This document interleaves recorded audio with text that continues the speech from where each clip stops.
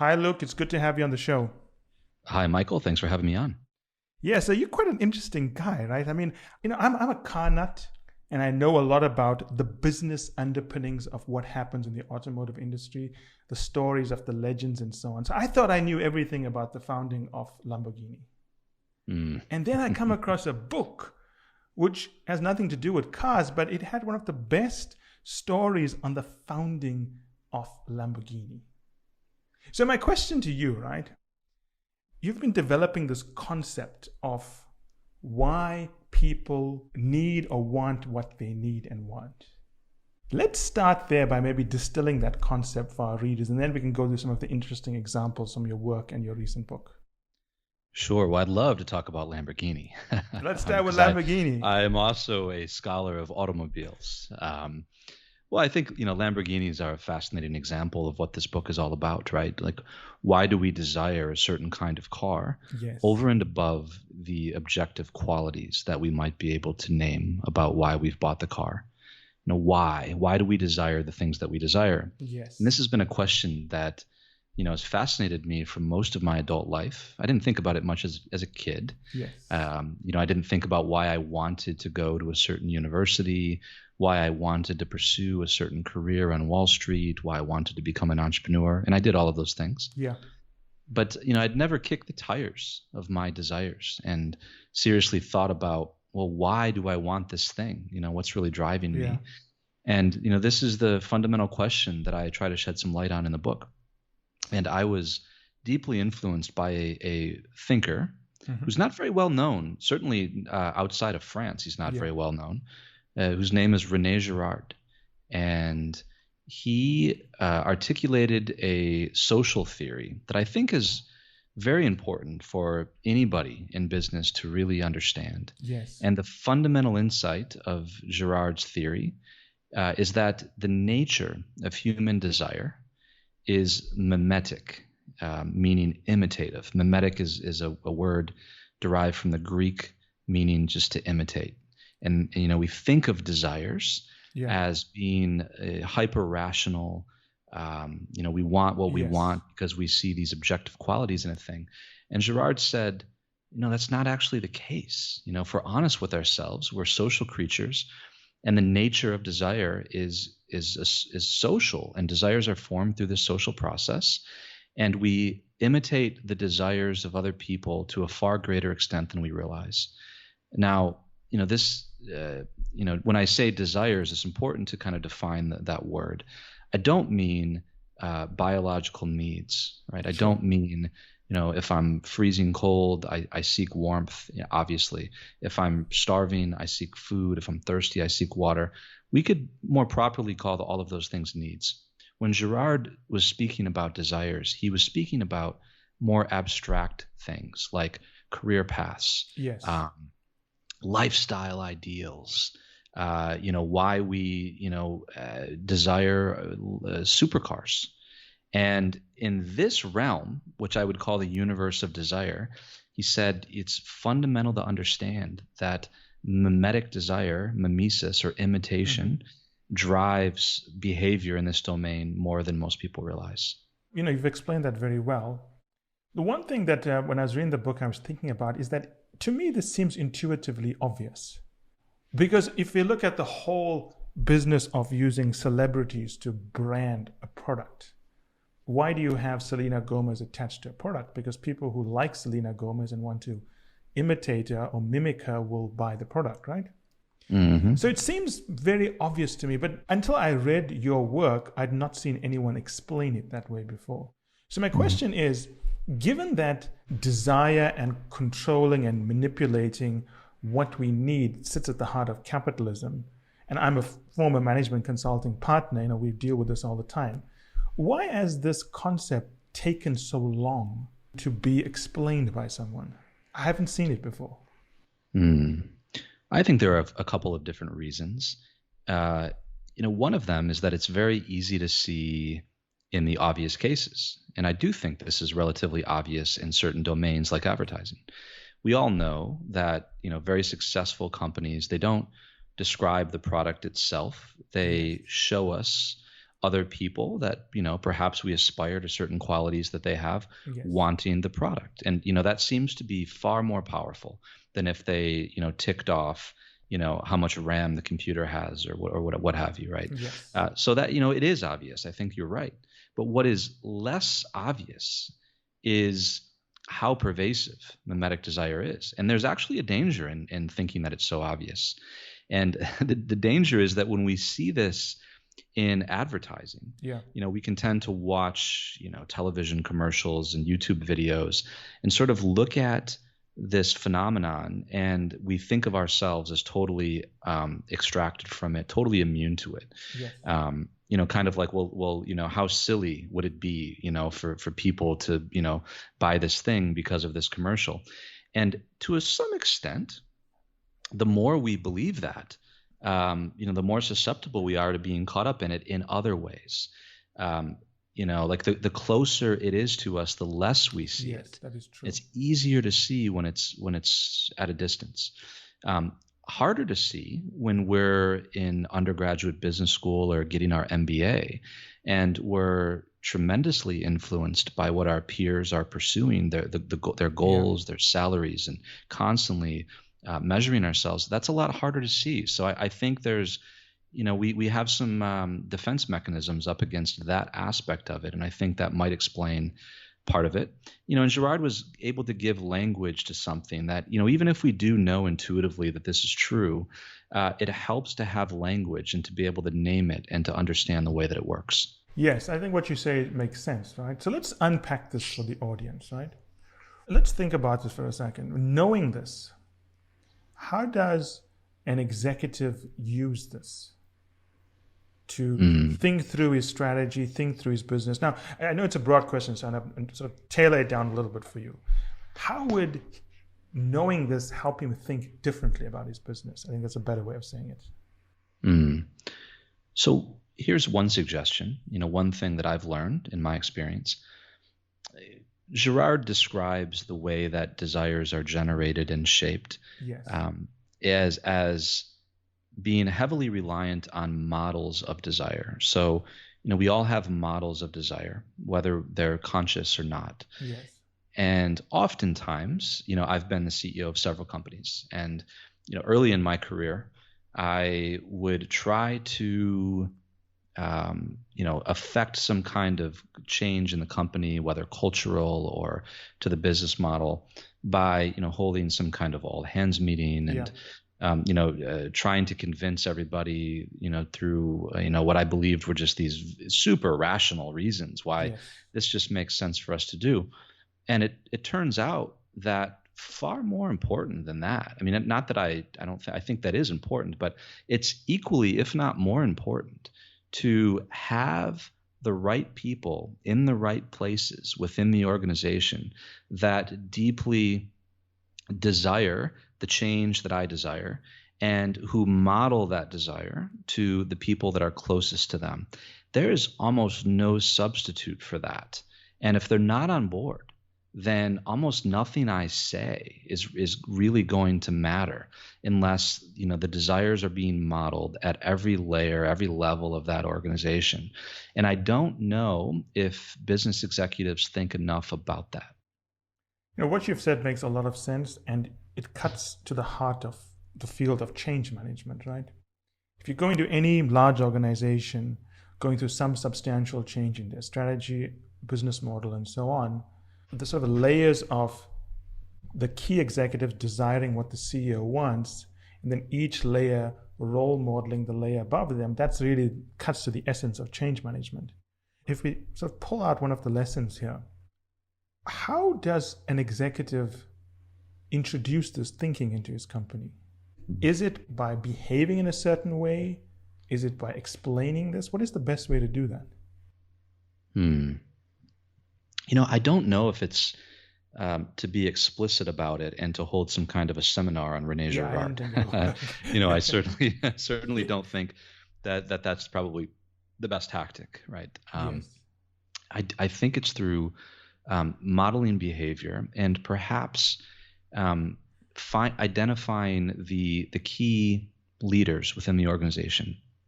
And the leaders are not always they don't always match up nicely with the published sort of executive chart or hierarchy in the company, right? There's kind of soft power within any organization. Yes. It's kind of important to know where that is, right? And getting these people together and prior to the broader communication to the rest of the organization, and understanding whether or not there's alignment of desire. And if there's not, then that conversation needs to happen then. Because people are very good at reading intentions and reading desires. This is an important point. Like, people can spot their peers, colleagues, executives who are not aligned, who don't want what the leader wants, and they sense that in a heartbeat, and that's really affects them. So I think that gathering together the key influencers, the key respected individuals within the organization, and gaining that alignment of desire. And if it's not there, then you have to ask why. And try to achieve it. And I think that's an important pre-step prior to the communication to the broader culture, where you just have to get 51% of the people on board and you're good. It doesn't really work like that if you understand mimesis well. So let's unpack this for the audience, right?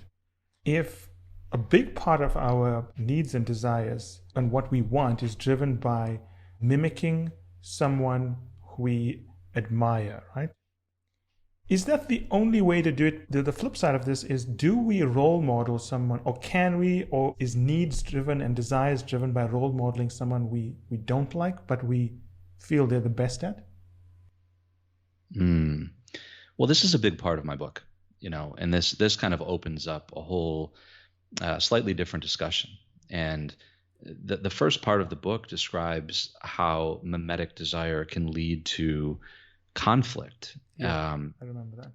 And I think this is really an important point, because often our models of desire are not merely, what we would typically call role models or positive models of desire. We have many people that are models of desire to us, and the reason that they're models of desire for us is they're not entirely positive reasons. There's an element of competition and rivalry embedded in that relationship. And the rivalries within an organization are usually not very well understood. The people that are engaged in them personally might not even know, or be willing to admit that there's an element of rivalry there. So Girard noticed that a consequence of mimetic desire, it's very logic when you think about it. If we're sort of modeling desires off of others, if we're in some sense, adopting or borrowing the desires of others, if they're affecting us, we've naturally then taken their desire and made it our own. And that is kind of inherently almost leads us to view other people as threats to our own autonomy, to our own goals, career goals, life goals. And, this is a real danger. So we typically think of, models as in terms of role models, but Girard realized that there are positive and negative models, and understanding what's motivating us to be, to be pursuing a certain goal. It could be because we have a very positive model for that goal, but it also could be because, kind of a keeping up with the Joneses kind of mentality, and that's not always healthy. Well, that's like the Ferrari Lamborghini example, whereby the relationship was not positive; they were in competition, right? And I think the interesting thing, and I want you to talk about this, is that at a certain point, Lamborghini decided not to build a certain car to take on Ferrari. So to me, it sounds like Lamborghini had a great sense of awareness in when to pull away and when to recognize what kind of relationship he had with his great rival. But what kind of self-awareness do you need to question the types of relationships you have, who you're role modeling in a personal and negative way, and when to break that pattern? Because it sounds like something most people would struggle to do. And I think that that's right. it's certainly something that I've struggled with myself. It might be helpful to just share a little bit about that story I think of it's a good Lamborghini. idea. Yeah. Yeah. So I'll do that as a segue into, attempting to answer that question. So most people are familiar with Ferraris and Lamborghinis, two very expensive supercar automobiles. Not everybody knows the origin story of Lamborghini, and I think it's fascinating. And the only reason that I learned the version of the story that you'll find in the book is because I lived in Italy for several years. And I happened upon a very rare book in a automobile museum that's only available in Italian. And I found the story. The origin story happened to be in that book, and it is nowhere else. Wow. And so I managed to translate that story into English, and I included it in the book. And it's really fascinating. So there's parts to the story that were never before known. Mm-hmm. Ferruccio Lamborghini was a very successful tractor maker of farm tractors in Italy. And he was so successful as an entrepreneur that he owned a couple of Ferraris and drove his Ferraris a lot, but he kept having problems breaking the clutches, throwing out the clutches in his Ferraris. So, he eventually got so frustrated, he brought this to the attention of Enzo Ferrari himself. These two great entrepreneurs, one a tractor manufacturer, the other a car manufacturer, and let him know his feelings and said, these clutches are not good. And Enzo Ferrari sort of laughed at him and said, well, perhaps you don't know how to drive my cars, stick to making tractors. And this really motivated Ferruccio Lamborghini, right, to perhaps enter the auto manufacturing business, which he did. And he within a period of several years, he visited Detroit, he visited he visited Germany, some of the great car manufacturing centers of the world, and he learned everything he could learn. He set up his own factory and made the first Lamborghini. So there's a lesson in there. He actually said that I'm just a great imitator. I just imitate, the best of what's come before me, and happen to make something new. So innovation often comes out of imitation. So he produced a great car, and in that many ways outperformed Ferrari in that particular year in the early 60s. And he continued to build new models of Lamborghinis. And he reached a point where he was encouraged to enter the racing business, which today we would know as Formula One or something, and hyper competitive business. And the Ferraris were the dominant force in that business. And he had the self-awareness to realize that that's not why he entered the business in the first place. He entered the business because Ferruccio Lamborghini was an engineer by trade. He would actually get underneath the hoods of the cars, and he just loved building cars, building tractors. And he had the self-awareness to recognize that he was motivated to build, beautiful piece of machinery, of high performance machinery, not to win the races, which would have cost him an incredible investment of time and energy and worry, right? And who knows how long it could have went on. So he said no, even though everybody around him was encouraging him to enter the racing business. He said, listen, the only reason that I would enter the racing business is due to my personal rivalry or vendetta against Enzo Ferrari, and that's a bad reason to enter a new business line. Yes, true. It's a very bad reason. So I'm gonna stick to making the best car that I can make. He had some personal ambitions. His family was very important to him, and he decided to invest more of his time in his family life. And he eventually started a farm and a winery, which is around to this day.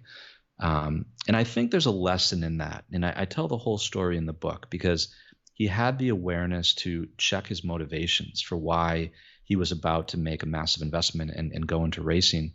And he realized that, on a personal level, that he would be miserable. And it probably was not going to be the business line that added the most value for his company. It would have been a calculus based more on personal desire and personal rivalry than the good of the company.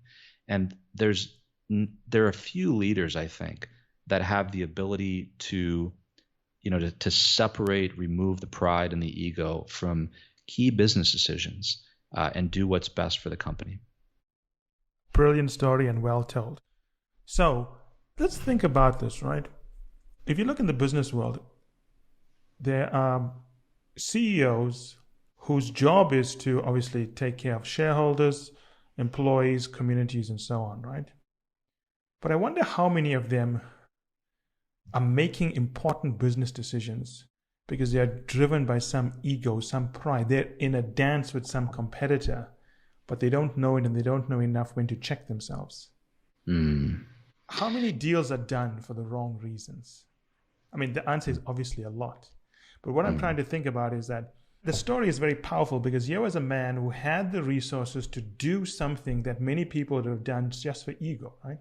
To take on the mighty Ferrari and bring it to its knees. But he was able to step back. And I'm trying to think of how useful it is for business leaders to have that ability to know when they need to rethink their assumptions of why they're going ahead with some, life-changing or company-changing decisions. Do you have any thoughts on how to step back from the brink when you're about to make a major decision and rethink the rationale?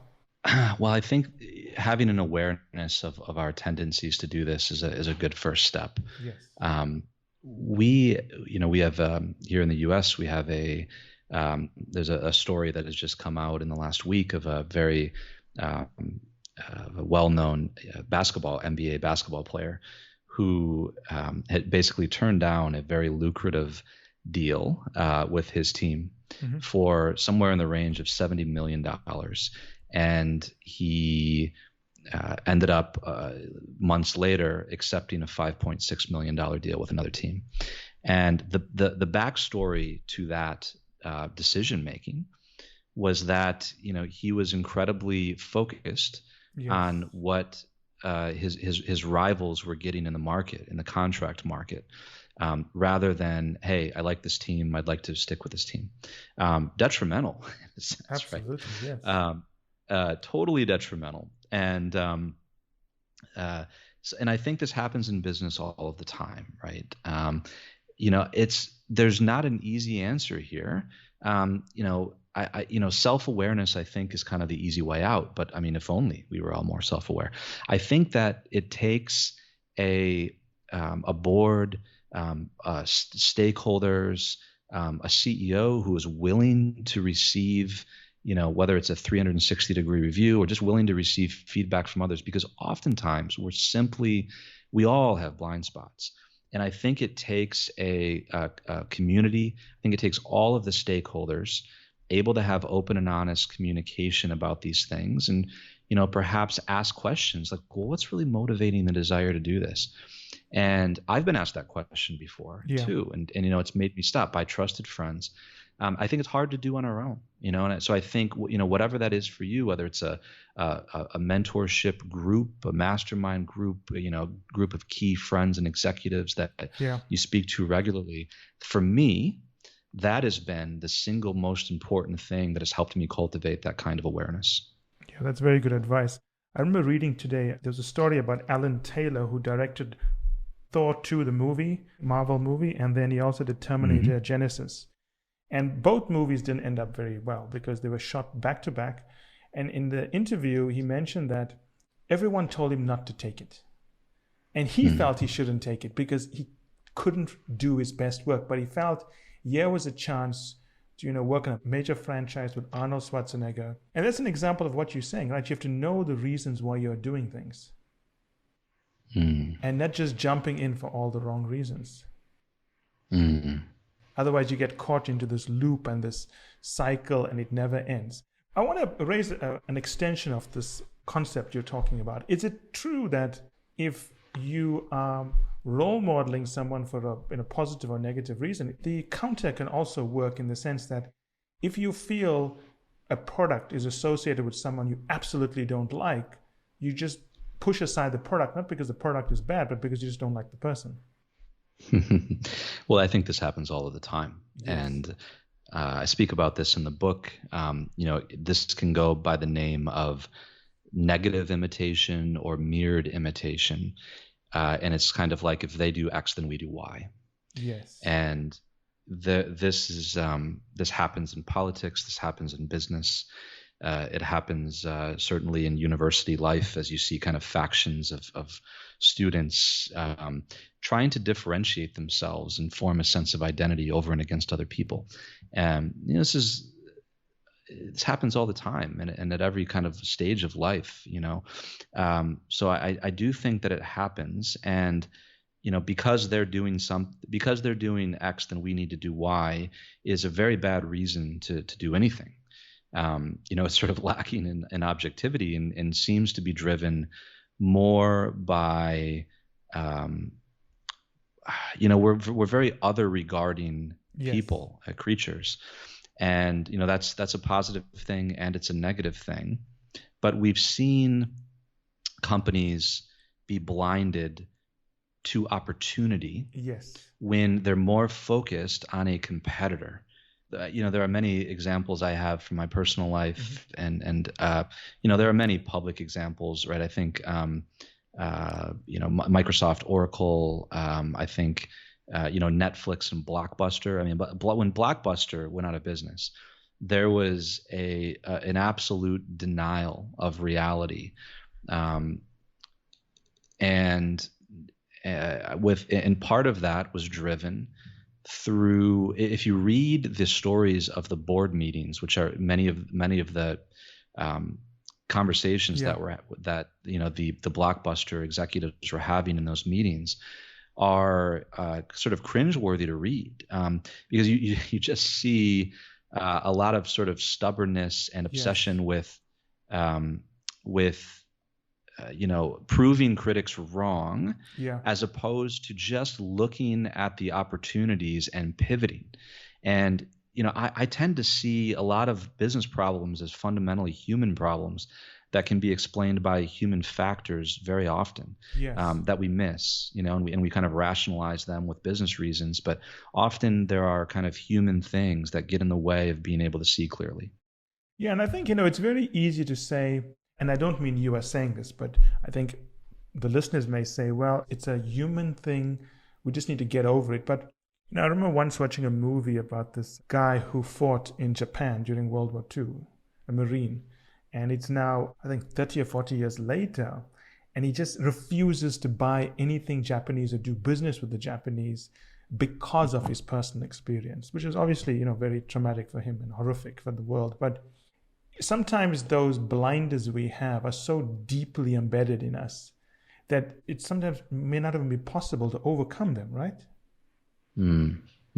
It's not as if you just follow these steps and it's going to work. I mean, some things are just so buried deep in your psyche that it would take a lot of work to get over them. I think that's right. And, part of, my personal journey and the journey that I describe in the book is trying to uncover some of these things. We could call them blocks. We could call them, just a journey into understanding why we're pursuing the things that we're pursuing. And, it helps to kind of go back to the beginning in these instances and, kind of do an examination of our lives. And oftentimes, there are things early on or in the past that shed light on the present. And I think, I've tended to disregard the past, and, it's a good thing to live in the present, but, also some things about my life and why I'm pursuing the things that I'm pursuing can really only be explained through examining the models that I had early in life, right? Role models for what it means to be an entrepreneur. Why do I desire to, to be perceived in a certain way? And I think these are very important things to think about, because you're right, they're buried deep in our psyche, and in order to excavate them, in a sense, we have to be able to go back in a way and examine our lives seriously. Yeah, that's very true. We deal with a lot of people, students who want to be investment bankers and consulting partners. And they start this journey all the way in high school, right? Graduate well in high school, get into a good university, get a good job, do your MBA, join an investment bank, and then hopefully wait 6 years and become a managing director. But a decision they made when they are 18 years old, they'll only know if they like it if they become a partner when they're about 34, right? So the point I want to make here is that it's so important to make sure you're making a decision for the right reason, because sometimes the time of your life that will pass before you know it's the right decision can be most of your adult life. Yeah. And, there's a process of continual discernment that has to go on. I was very much on that track. Yeah. And it was oftentimes we think to ourselves, well, I'll wait until I make associate and then I'll make a decision. And then, once we're an associate, it's like, well, I'll become a VP and then, I'll be in a better position to make the decision. And then before you know it, you're 35, 40 years old. And, most companies don't provide a lot of support in helping people discern what they want in their careers. And I think that's not to anybody's benefit, the employee or the company, because, I think actually making an investment in helping people think seriously about what they want and, what they're going to be happy doing is important, because what company wants to pay a lot of money, to help somebody become a managing director who's only going to leave, once they become a managing director. So I've always found it a worthwhile investment of time and money, but more time than money, to really invest in junior people, in mentorship programs. The ROI on that, it's very difficult to calculate, but it is tremendous. And I only have anecdotal evidence, to suggest the effect. But, if somebody leaves who is going to be happy somewhere else, well, that's a win for everybody, in my opinion. Yeah, that makes perfect sense. You alluded to the fact that you've used your own career and experiences and failures and successes to develop this mental model of how to think things through. Do you want to give us some insights into some of those events and how that influenced the model? Sure. Yeah, it might be helpful for me to tell a little bit about my background and kind of how I got to the point of writing a book about mimetic desire. And it comes from really an existential experience. Yes. So I, went to New York University, Stern School of Business undergrad, very competitive, and went to work on Wall Street. And, I didn't stay long on Wall Street and moved to California and entered the startup world and was in that world for much of the next 10 years. And, co-founded 4 companies in my 20s. One was very successful. One was moderately successful. One totally crashed. And then one I walked away from just because I'd lost all interest in running it. So I really had a moment of questioning my motivations for doing what I was doing. Yes. And I wanted to do that. I was in my late 20s when this kind of happened. And, I stepped away and I took a mini sabbatical. And I thought, it's a lot of work to start a company, and a lot of stakeholders are invested in you. You have to raise capital, find a core team, people, there's massive opportunity cost, not only for the founder, but for everybody that's involved in that early stage. People are taking huge risk. And I thought, I'm not going to do that again and make that kind of emotional and financial investment unless I understand some of the forces that I think are operating here, but I can't quite put my finger on them. And I stepped away, and I was introduced to Rene Girard around this time, and his ideas around mimetic desire. First of all, I've I followed the markets, the financial markets closely for most of my life. So my first realization was, wow, like this has given me a mental model to understand financial markets that I didn't have. I hear people, on news programs trying to make sense of stock, price action and bubbles, and they really don't seem to have language to describe what's happening. We talk about irrationality and irrational exuberance and all these things, and I saw that, wow, maybe Girard is right. Maybe mimetic desire is part of what is moving the markets, and perhaps all of these things that I thought I was placing a little bit too much emphasis on, the fundamentals. And I see how the psychology of the market can become untethered from that. So I was given some mental model to understand market movements that I didn't have before, and also, frankly, valuations in the startup world. Why certain investors are attracted to certain kind of companies. Mimetic desire explains all of those things, in my opinion. But it really was driven home for me when I saw it in myself. I saw it in my own life and in some of my own decision making. And part of the mental model I developed is, it's a simple process for evaluating my decision making in real time. Yes. And it's not a one-time thing. It's not like every time I set about wanting to start a company, I go through this process. No, I go through this process every day. Yes. And it's an examination of conscience. It's in my book I describe 15 tactics that I've developed in my life to help me constantly call these things to mind, like identifying who my models are. In the investment world, in my I happen to teach and run an entrepreneurship center now. So, who are my models in education and the kind of teacher and professor I want to be? Who are my models in the philanthropic world? Because I'm involved in that too.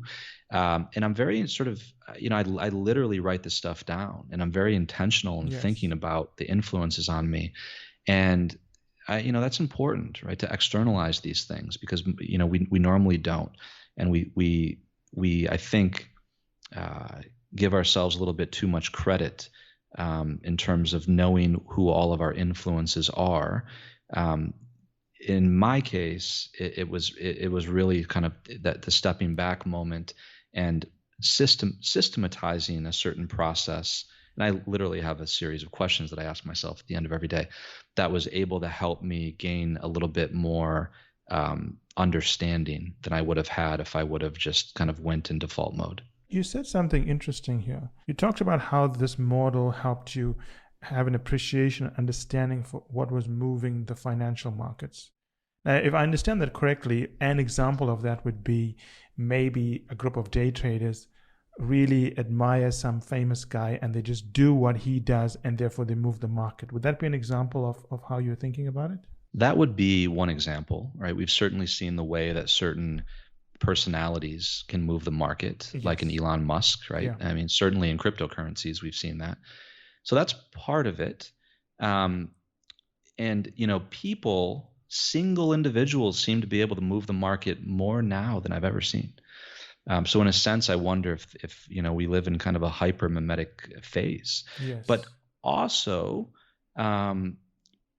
just how people react to price action in the market and trade off of that. And the more that I've thought about this, the more that I realize how much price action actually moves some securities, right? And then we sort of, after the fact, post hoc, sort of have all these rationalizations for why things happened, when in fact, a lot of it is just driven by the trends. Yes. And and I've scratched my head and beat my head against the wall sometimes trying to figure these things out. Over the short term, especially. Over the long term, things tend to even out. But over the short term, this has really helped me understand market movements. So, we spoke about all the good things, but in a sort of a mass psychology way, if you follow the wrong influencer role model, it can lead to bad outcomes. Sure. I just ran across today, a good friend of mine realized that Jack Dorsey, of Twitter, Yeah. is a huge Bitcoin advocate. He's been talking about Bitcoin, and he's got supreme interest in it, but Yes. not in Ethereum, apparently not in any other cryptocurrency. And he said, well, why Bitcoin and why not Ether or something? And he's familiar with mimetic theory, and we sort of joked, and it's like, well, maybe he has some mimetic model that's is interested in Bitcoin, but he himself is a mimetic model for that, right? I mean, how many people follow him? Yeah. Who now are like, well, why he hasn't explained why he's bullish on Bitcoin but not on anything else. He hasn't explained, and in a certain sense, he doesn't have to, because the mere signaling of desire is going to affect many people. And in the world that we live in with social media, that is powerful. And I think the people that are signaling various things know the power that they have. I think that they do. Yes. And, I think that others need to be mindful of what is really driving investment decisions.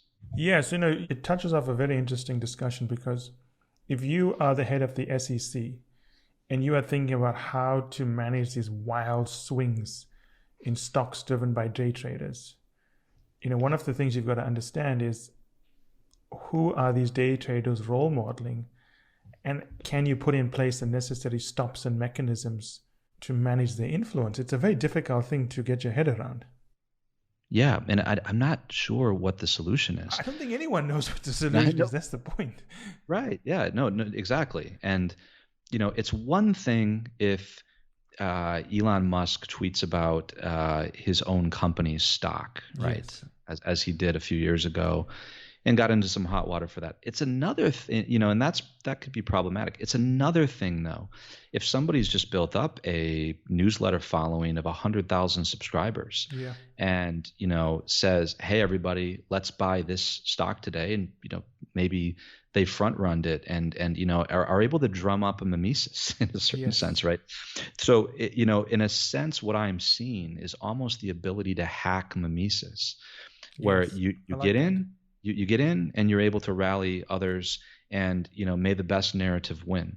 And that is I don't think there's any easy.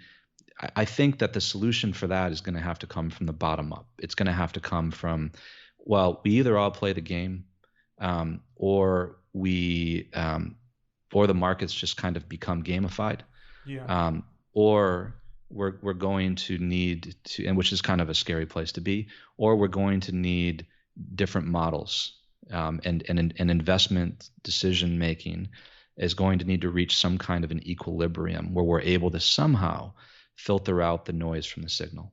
So Elon Musk is like the apex mimetic. He sits at the top of the food chain, and he gets everyone going in whatever direction he wants. It's going to be difficult to do that. I mean, I can't imagine what tools would be available beyond having a population that's educated enough to make the right choices and know when they're being pulled in a direction that's not for their benefit, right? But it's a difficult thing to manage.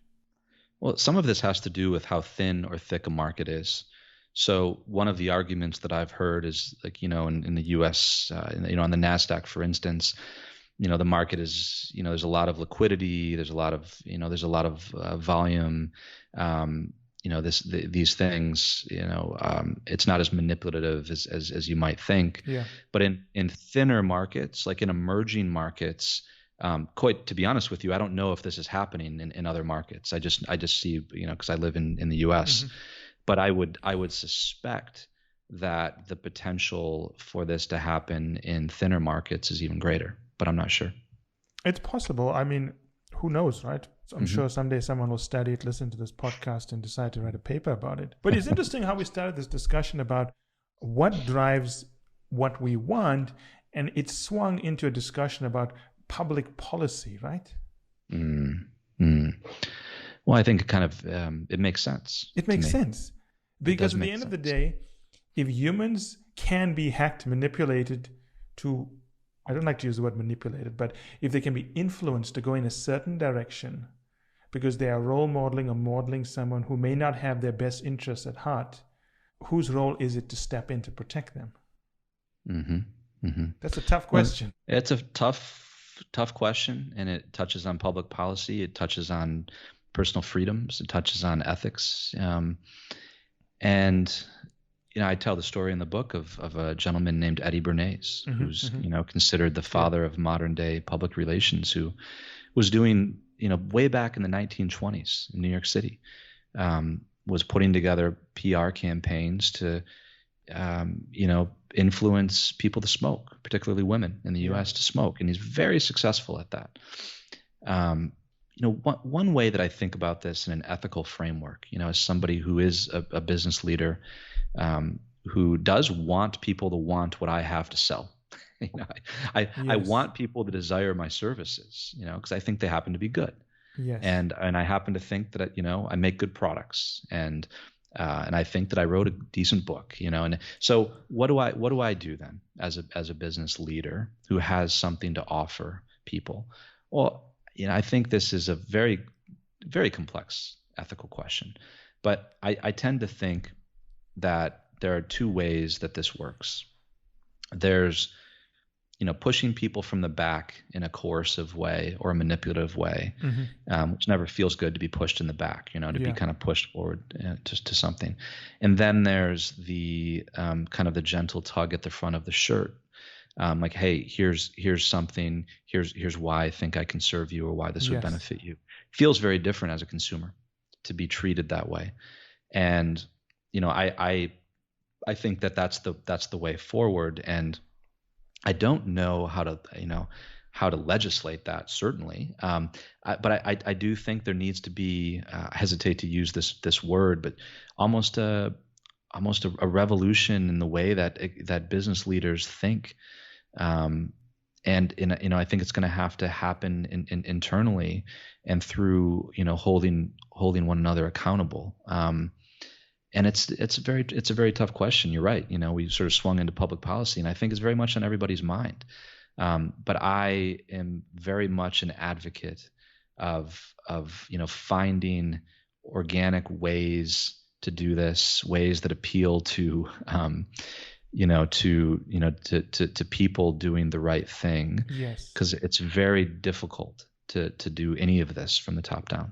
Yeah, I mean, it's a debate that's happening right now with Facebook and all the social media companies who are deciding how to moderate posts, because in their view, some people may be the wrong role models, or they distribute information that is considered negative. Right? I don't want to, but the point is that nobody knows the answer.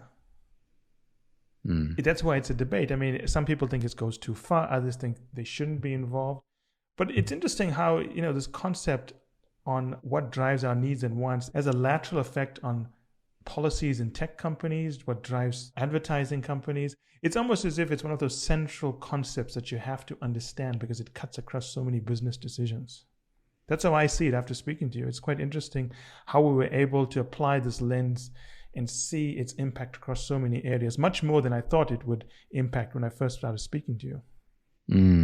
Well, thank you. Yeah, and I think desire is something that we often don't talk about in the business world. Yes. But it seems very fundamental. I mean, a desire is a word that is typically used in philosophical discussions or theological discussions or romantic discussions. Yes. But it is a fundamental human faculty. Yeah. And desire cannot be situated solely in the intellect or kind of in the rational brain. Yes. It can't be situated in any one particular place. I mean, it's mysterious, and I don't mean to reduce it or to oversimplify it, but I think it's a good word because it's sort of the synthesis of why people pursue the things that they do. I think of desire as movement towards or away from something. That's a good way of saying it. And its movement, and understanding how this movement happens is really critical. And I hope I wrote the book because of so that we can have discussions like this, and simply so that we as a business community can begin to probe the question and think seriously about what desire even is. I don't think I've ever been in a corporate boardroom where any of the executives ever asked the question, what are the desires of our customers and how does it shape our decision? I don't think the SEC is thinking about desires when they're thinking about how to develop policy to manage, shocks in the market. But it's like one of those fundamental things you have to know. It's quite amazing how certain lenses of the world are so applicable in so many places. Thank you so much. I really enjoyed it. It was an amazing discussion. I think our audience is really going to love it. Well, thank you so much for having me on, Michael. It's been a pleasure. Is there anything else you want to add, Luke, before we wrap up? I don't think so, other than to say that this is such a broad topic, as we've just discussed. Yes. It's ripe for interdisciplinary investigation and exploration.